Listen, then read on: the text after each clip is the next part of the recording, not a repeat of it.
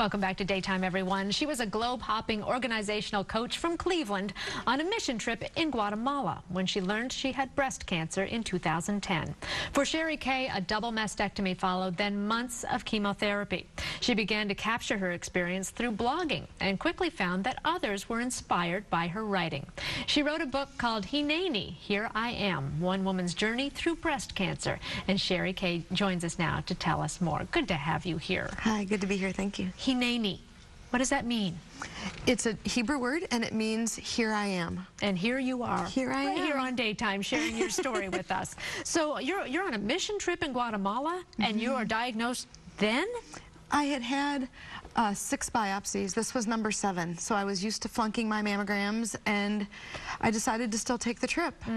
And so it was on Tuesday, the week that I was going to be working with people that had no access to medical care. And I called in and found out that the results this time were negative. Or positive. Positive. Did you negative for life, positive for cancer. Did you hightail it home right away? I didn't.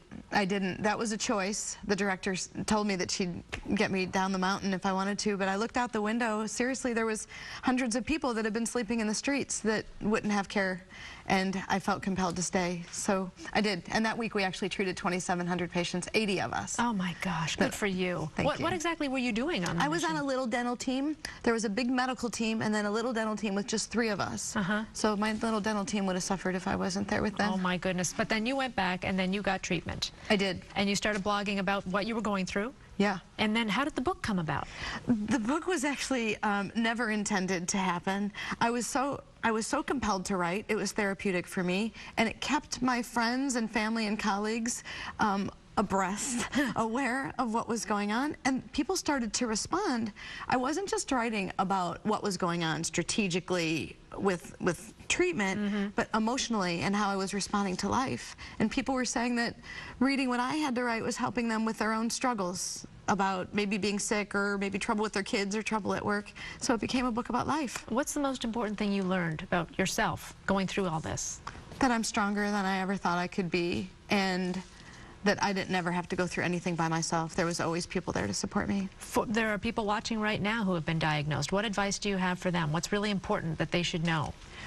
First and foremost, I would make a phone call or get on cancer.org and reach out to the American Cancer Society, because they have so many more resources that I wasn't even aware of. So if I had a do-over, that would be one thing I would do. And what advice do you have for family members who have somebody or friends that are going through this? What can they do?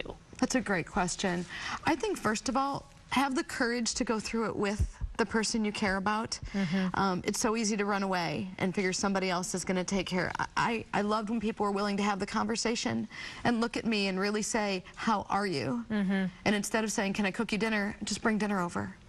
And then I still wanted to hear about other people's lives. Right, right. Their marital problems and this and that, because that kept me out in the world and away from my own stuff. We have some video of you, and I think this is when you decided to shave your head. Tell us about this. What's going on here? Well, I needed to take control. My hair started coming out by fistfuls in the shower, and so I invited about 40 people or so over, and we had a drumming ceremony, and that's my husband.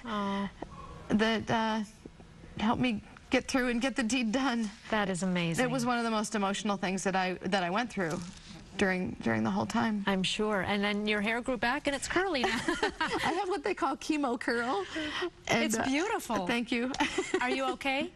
I'm good. Good, good. And whenever somebody orders a book, they get it really beautifully wrapped, don't they? I put a piece of my soul into this book, and I think that everybody deserves to get a little present. So yes, when people order my book, I wrap each one and sign it. And that is so great. Well, continued good health to you. Thank you. And thanks for sharing your story. Hineni, Here I Am, One Woman's Journey Through Breast Cancer. Sheri Kay, thanks again. Thank you. Hey, Lindsay, what's coming up?